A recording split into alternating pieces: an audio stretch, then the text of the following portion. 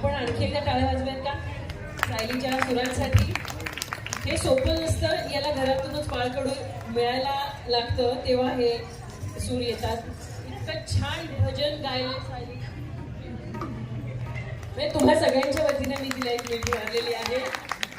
आणि आजकालच्या जगात आपण बघतो अशा काही कार्यक्रमामध्ये कुठेतरी डोरेमॉन येतो, हळदी कुंकवाच्या कार्यक्रमामध्ये आणखीन काही वेगळ्या गोष्टी येतात, पण ही संत परंपरा राबवणं, जागवणं आणि असे सूर आळवणारे लोक बोलावणं.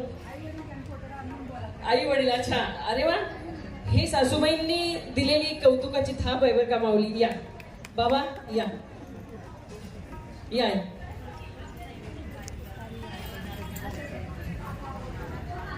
गाताना मी पहिल्यांदाच ऐकलंय. मला आधी वाटलं होतं बापरे हे गाणार आहे, कशी गाणार आहे, पण मी आज पहिल्यांदा गायले आणि माझ्या डोळ्यात खरंच पाणी आलं गायली.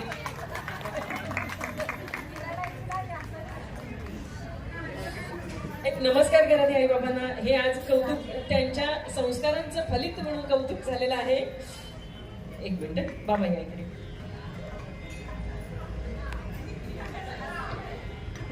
Smile please.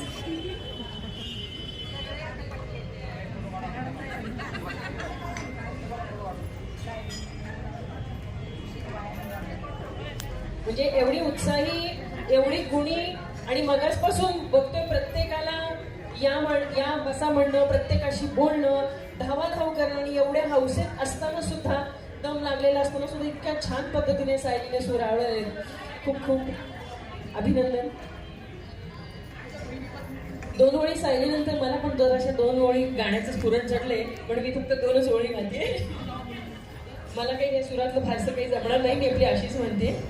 कारण इथे पाहिलं मुलांना विठ्ठल आणि संतांच्या भूमिकेमध्ये आणलं होतं.